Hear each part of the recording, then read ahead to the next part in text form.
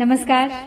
श्रीमद् वाल्मीकि रामायण अखंड पाठ के अंतर्गत आज हम द्वितीय सर्ग पढ़ेंगे अयोध्या कांड से। आज का हमारा विषय वस्तु है राजा दशरथ द्वारा श्री राम के राज्याभिषेक का प्रस्ताव तथा सभासदों द्वारा श्री राम के गुणों का वर्णन करते हुए उक्त प्रस्ताव का सहर्ष युक्त समर्थन। आइए प्रारंभ करते हैं आज का पाठ। ततः परिषदम् सर्वमामन्त्र्य वसुधाधिपः हितमुद्धर्षणम् चैवमुवाच प्रथितं वचः। दुन्दुभिस्वरकल्पेन गम्भीरेणानुनादिना स्वरेण महता राजा जीमूत इव नादयन्। राजलक्षणयुक्तेन कान्तेनानुपमेन च उवाच रसयुक्तेन स्वरेण नृपतिर्नृपान्।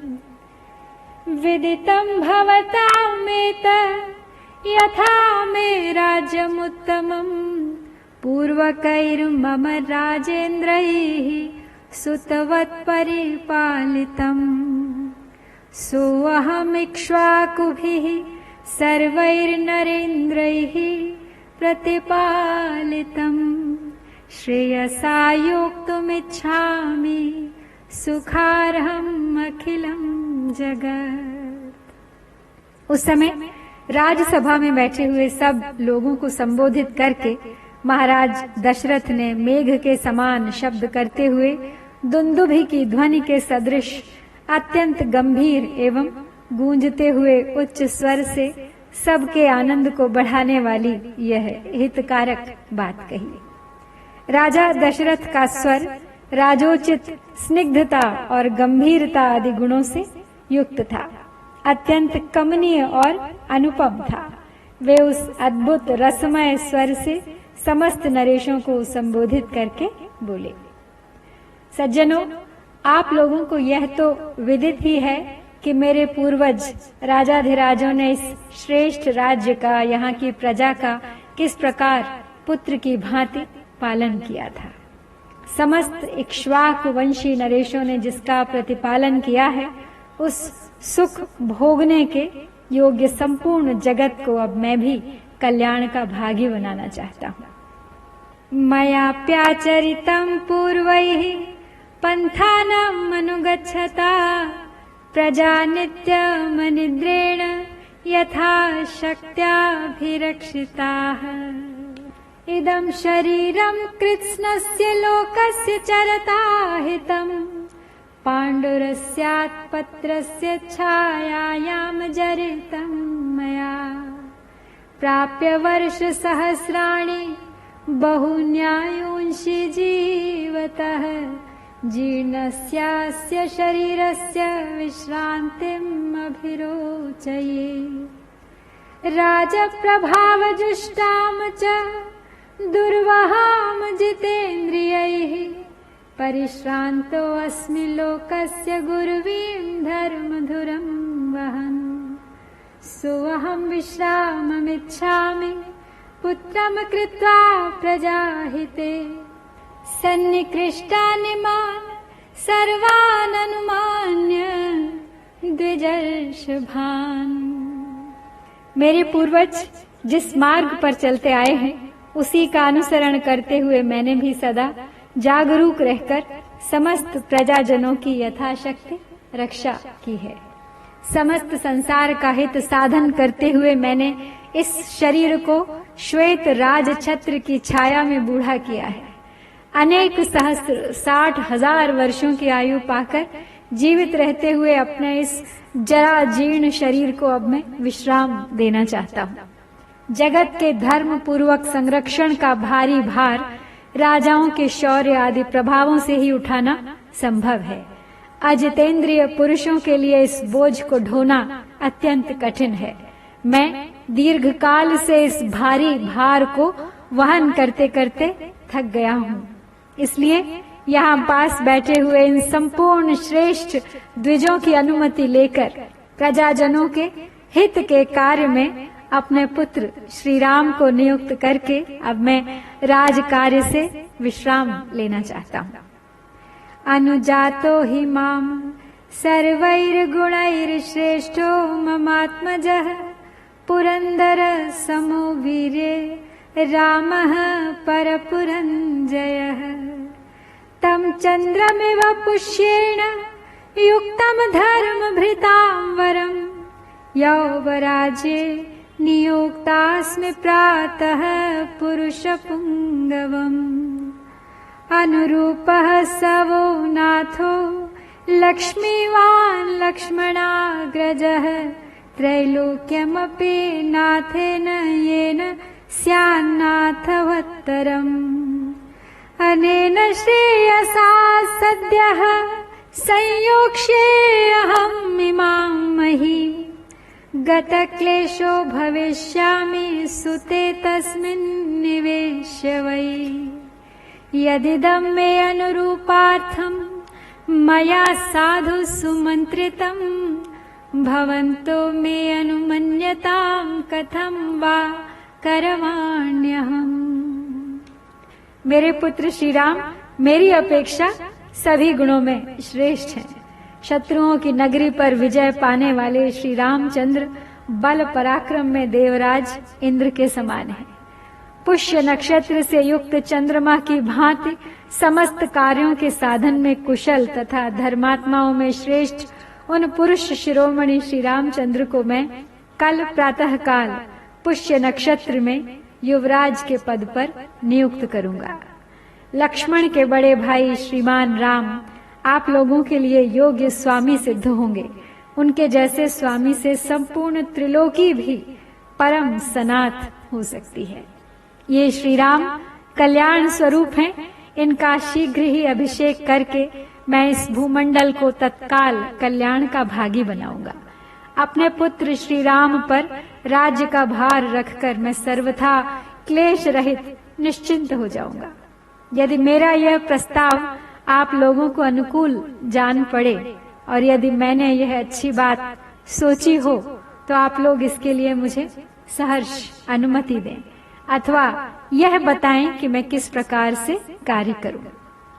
यद्यप्येषा मम प्रीतिर्हितं मन्यद्विचिन्त्यताम् अन्या मध्यस्थ चिन्ता तु विमर्दाभ्यधिको दया इति ब्रुवन्तं मुदिताः प्रत्यनन्दन् नृपम् वृष्टिमन्तं महामेघं नर्दन्त इव बर्हिणः स्निग्धो अनुनादः संजज्ञे ततो हर्षसमीरितः जनौघोदघुष्टौ सन्नादो मेदिनीं कम्पयन्निव तस्य धर्मार्थविदुषो भावमाज्ञाय सर्वशः ब्राह्मणा बलमुख्याश्च पौरजानपदैः सह समेत्य ते मन्त्रयितुं समतागतबुद्धयः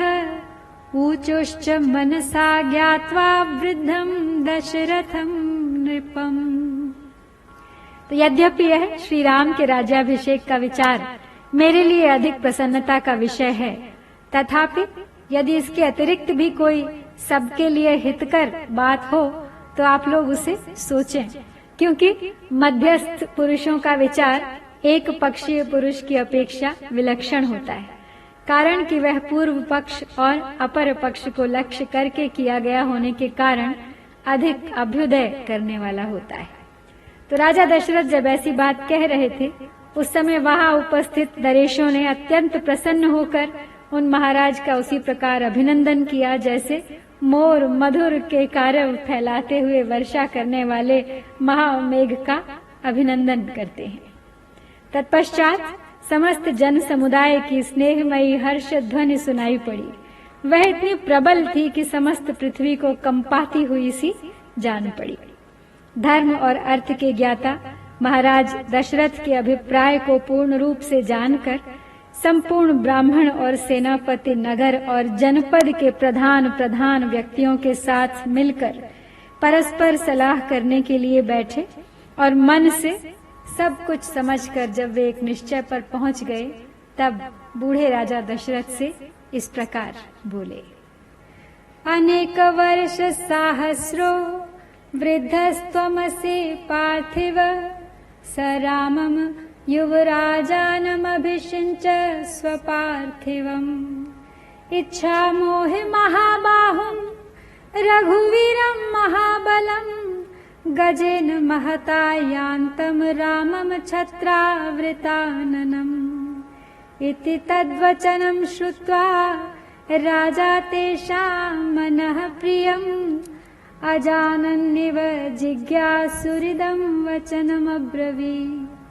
श्रुत्वैतद्वचनं यन्मे राघवं पतिमिच्छथ, राजानः संशयोदयं मे तदिदं ब्रूत तत्त्वतः।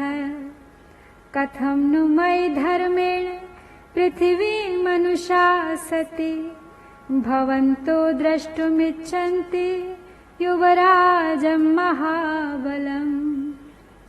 तो हे पृथ्वीनाथ, आपकी अवस्था कई हजार वर्षों की हो गई है, आप बूढ़े हो गए हैं, अतः पृथ्वी के पालन में समर्थ अपने पुत्र श्री राम का अवश्य ही युवराज के पद पर अभिषेक कीजिए। रघुकुल के वीर महाबलवान महाबाहु श्री राम महान गजराज पर बैठकर यात्रा करते हों और उनके ऊपर श्वेत छत्र तना हुआ हो, इस रूप में हम उनकी झांकी करना चाहते हैं। उनकी यह बात राजा दशरथ के मन को प्रिय लगने वाली थी। इसे सुनकर राजा दशरथ अनजान से बनकर उन सब के मनोभाव को जानने की इच्छा से इस प्रकार बोले। हे राजागण, मेरी यह बात सुनकर जो आप लोगों ने श्री राम को राजा बनाने की इच्छा प्रकट की है, इसमें मुझे यह संशय हो रहा है, जिसे मैं आपके समक्ष उपस्थित करता हूँ। आप इसे सुनकर इसका यथार्थ उत्तर दें। मैं धर्म पूर्वक इस पृथ्वी का निरंतर पालन कर रहा हूँ, फिर मेरे रहते हुए आप लोग महाबली श्री राम को युवराज के रूप में क्यों देखना चाहते हैं? ते तमुचुर महात्मानः पौरजानपदैः सह, बहवो नृप कल्याण गुणाः सन्ति सुतस्य ते। गुणान् गुणवतो देवकल्पस्य धीमतः, प्रियानानन्दनान् कृत्स्नान् प्रवक्ष्यामोद्यतान् शृणु। दिव्यैर्गुणैः शक्रसमो रामः सत्यपराक्रमः, इक्ष्वाकुभ्यो अपि सर्वेभ्यो ह्यतिरिक्तो विशाम्पते। रामः सत्पुरुषो लोके सत्यः सत्यपरायणः, साक्षात् रामाद्विनिर्वृत्तो धर्मश्चापि श्रिया सह। प्रजासुखत्वे चन्द्रस्य वसुधायाः क्षमा गुणैः, बुद्ध्याः बृहस्पतिस्तुल्यो वीर्ये साक्षात् शचीपतेः। यह सुनकर अब वे महात्मा नरेश नगर और जनपद के लोगों के साथ राजा दशरथ से इस प्रकार बोले। महाराज, आपके पुत्र श्री राम में बहुत से कल्याणकारी सद्गुण हैं। देव देवताओं के तुल्य बुद्धिमान और गुणवान श्री रामचंद्र जी के सारे गुण सबको प्रिय लगने वाले और आनंददायक हैं। हम इस समय उनका यत्किंचित वर्णन कर रहे हैं, आप उन्हें सुनिए। हे प्रजानाथ, सत्य पराक्रमी श्री राम देवराज इंद्र के समान दिव्य गुणों से संपन्न हैं। इक्ष्वाकु कुल में भी ये सबसे श्रेष्ठ हैं। श्री राम संसार में सत्यवादी, सत्यपरायण और सत्पुरुष हैं। साक्षात श्री राम ने ही अर्थ के साथ धर्म को भी प्रतिष्ठित किया है। ये प्रजा को सुख देने में चंद्रमा की और क्षमा रूपी गुण में पृथ्वी की समानता करते हैं। बुद्धि में बृहस्पति और बल पराक्रम में साक्षात शचीपति इंद्र के समान है। धर्मज्ञः सत्यसन्धश्च शीलवानन सूयकः, शान्तः सान्त्वयिता श्लक्षणः कृतज्ञो विजितेन्द्रियः। मृदुश्च स्थिरचित्तश्च सदा भव्यो अनसूयकः, प्रियवादी च भूतानां सत्यवादी च राघवः। बहुश्रुतानां वृद्धानां ब्राह्मणानामुपासिता तेनास्येहातुला कीर्तिर्यशस्तेजश्च वर्धते। देवासुरमनुष्याणां सर्वाश्रेषु विशारदः सम्यग् विद्याव्रत स्नातो यथावत् साङ्गवेदवित्। गान्धर्वे च भुवि श्रेष्ठो बभूव भरताग्रजः कल्याणाभिजनः साधुर्दीनात्मा महामतिः। आगे कहते हैं, श्री राम के गुणों का बखान करते हुए, श्री राम धर्मज्ञ, सत्य प्रतिज्ञ, शीलवान, अदोषदर्शी, शांत, दीन दुखियों को सांत्वना प्रदान करने वाले, मृदुभाषी, कृतज्ञ, जितेंद्रिय, कोमल स्वभाव वाले, स्थिर बुद्धि, सदा कल्याणकारी, असूया रहित, समस्त प्राणियों के प्रति प्रिय वचन बोलने वाले और सत्यवादी हैं। वे बहुश्रुत विद्वानों, बड़े बूढ़ों तथा ब्राह्मणों के उपासक हैं। सदा ही उनका संग किया करते हैं। इसलिए इस जगत में श्री राम की अनुपम कीर्ति, यश और तेज का विस्तार हो रहा है। देवता, असुर और मनुष्यों के संपूर्ण अस्त्रों का उन्हें विशेष रूप से ज्ञान है। वे सांग वेद के यथार्थ विद्वान और संपूर्ण विद्याओं में भली भांति निष्णात हैं। भरत के बड़े भाई श्री राम गांधर्व वेद, संगीत शास्त्र में भी इस भूतल पर सबसे श्रेष्ठ हैं। कल्याण की तो वे जन्मभूमि हैं। उनका स्वभाव साधु पुरुषों के समान है। हृदय उदार और बुद्धि विशाल है। द्विजैरभिविनीतश्च श्रेष्ठैर्धर्मार्थनैपुणैः यदा व्रजते संग्रामं ग्रामार्थे नगरस्य वा गत्वा सौमित्रिसहितो नाविजित्य निवर्तते संग्रामात् पुनरागत्य कुञ्जरेण रथेन वा पौरान् स्वजनवन्नित्यं कुशलं परिपृच्छति पुत्रेष्वग्निषु दारेषु प्रेष्य शिष्यगणेषु च निखिलेनानुपूर्व्या च पिता पुत्राणि वारसान् शुश्रूषन्ते च वः शिष्याः कच्चिद्वर्मसु दंशिताः इति वः पुरुषव्याघ्रः सदा रामोऽभिभाषते व्यसनेषु मनुष्याणां भृशं भवति दुःखितः उत्सवेषु च सर्वेषु प्रीतेव परितुष्यति। श्री राम के सद्गुणों का वर्णन करते करते थक नहीं रहे हैं। आगे कहते हैं, धर्म और अर्थ के प्रतिपादन में कुशल श्रेष्ठ ब्राह्मणों ने उन्हें शिक्षा दी है। वे ग्राम अथवा नगर की रक्षा के लिए लक्ष्मण के साथ जब संग्राम भूमि में जाते हैं, उस समय वहां जाकर विजय प्राप्त किए बिना पीछे नहीं लौटते। संग्राम भूमि से हाथी अथवा रथ के द्वारा पुनः अयोध्या लौटने पर वे पूर्ववासियों से स्वजनों की भांति प्रतिदिन उनके पुत्रों, अग्निहोत्र की अग्नियों, स्त्रियों, सेवकों और शिष्यों का कुशल समाचार पूछते रहते हैं। जैसे पिता अपने औरस पुत्रों का कुशल मंगल पूछता है, उसी प्रकार वे समस्त पूर्ववासियों से क्रमशः उनका सारा समाचार पूछा करते हैं। पुरुष सिंह श्री राम ब्राह्मणों से सदा पूछते रहते हैं कि आपके शिष्य आप लोगों की सेवा करते हैं ना। क्षत्रियों से यह जिज्ञासा करते हैं कि आपके सेवक कवच आदि से सुसज्जित हो आपकी सेवा में तत्पर तो रहते हैं ना। नगर के मनुष्यों पर संकट आने पर वे बहुत दुखी हो जाते हैं और उन सब के घरों में सब प्रकार के उत्सव होने पर उन्हें पिता की भांति प्रसन्नता होती है। सत्यवादी महेश्वासु वृद्ध सेवी जितेन्द्रियः स्मित पूर्वाभिभाषी च धर्मं सर्वात्मनाश्रितः सम्यग्योक्ताश्रयसाम च न विगृह्य कथारुचिः उत्तरोत्तरयुक्तौ च वक्ता वाचस्पतिर्यथा सुभ्रुरायत ताम्राक्षः साक्षात् विष्णुरिव स्वयं रामो लोकाभिरामो अयं शौर्यवीर्य पराक्रमैः प्रजापालन संयुक्तो न रागोपहतेन्द्रियः शक्तस्त्रैलोक्यमप्येष भोक्तुं किं नु महीमिमाम् नास्य क्रोधः प्रसादश्च निरर्थो अस्ति कदाचन। वे सत्यवादी महान धनुर्धर वृद्ध पुरुषों के सेवक और जितेंद्रिय हैं। श्री राम पहले मुस्कुराकर वार्तालाप आरंभ करते हैं। उन्होंने संपूर्ण हृदय से धर्म का आश्रय ले रखा है। वे कल्याण का सम्यक आयोजन करने वाले हैं।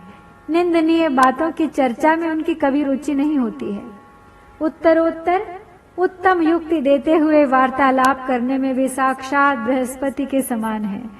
उनकी भौहें सुंदर हैं, आंखें विशाल हैं, कुछ लालिमा लिए हुए हैं, साक्षात विष्णु की भांति शोभा पाते हैं।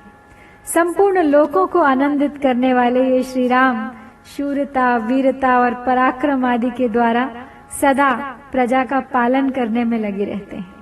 उनकी इंद्रियां राग आदि दोषों से दूषित नहीं होती हैं।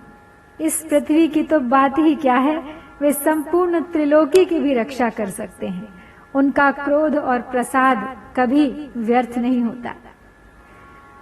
हन्त्येष नियमाद वध्यानवध्येषु न कुप्यति युनक्त्यर्थैः प्रहृष्टश्च तमसौ यत्र तुष्यति दान्तैः सर्वप्रजाकान्तैः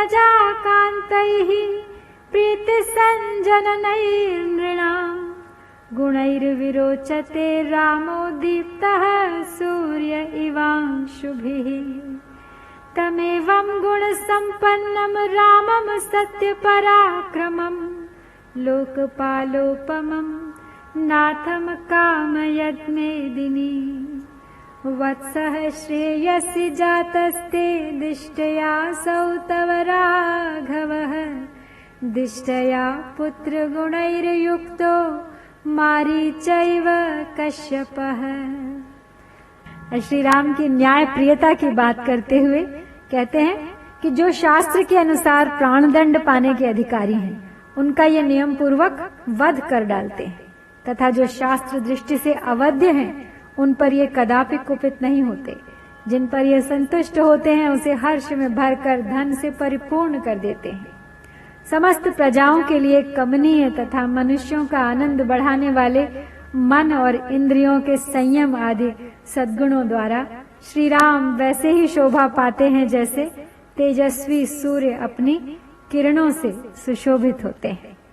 ऐसे सर्वगुण संपन्न लोकपालों के समान प्रभावशाली एवं सत्य पराक्रमी श्री राम को इस पृथ्वी की जनता अपना स्वामी बनाना चाहती है।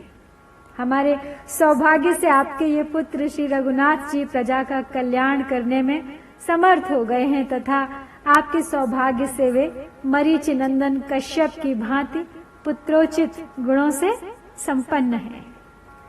बलमारोग्यमायुश्च रामस्य विदितात्मनः देवासुर मनुष्येषु सगन्धर्वोरगेषु च आशंसते जनः सर्वो राष्ट्रे पुरवरे तथा आभ्यन्तरश्च बाह्यश्च पौरजानपदो जनः स्त्रियो वृद्धास्तरुण्यश्च सायं प्रातः समाहिताः सर्वा देवान् नमस्यन्ति रामस्यार्थे मनस्विनः तेषां तद्याचितं देव त्वत्प्रसादात् समृध्यताम् राममिन्दीवरश्यामं सर्वशत्रुनिबर्हणम् पश्यामो यौवराजास्थं तव राजोत्तमात्मजम् तं देवदेवोपमात्मजं ते सर्वस्य लोकस्य हिते निविष्टम् हिताय नः क्षिप्रमुदारजुष्टं मुदाभिषेक्तुं वरद त्वमर्हसि। तो देवताओं, असुरों, मनुष्यों, गंधर्वों और नागों में से प्रत्येक वर्ग के लोग तथा इस राज्य और राजधानी में भी बाहर भीतर आने जाने वाले नगर और जनपद के सभी लोग सुविख्यात शील स्वभाव वाले श्री रामचंद्र जी के लिए सदा ही बल, आरोग्य और आयु की शुभ कामना करते हैं। इस नगर की बूढ़ी और युवती, सब तरह की स्त्रियां सवेरे और सायंकाल में एकाग्रचित्त होकर परम उदार श्री रामचंद्र जी के युवराज होने के लिए देवताओं से नमस्कार पूर्वक प्रार्थना किया करती हैं। देव, उनकी वह प्रार्थना आपके कृपा प्रसाद से अब पूर्ण होनी चाहिए।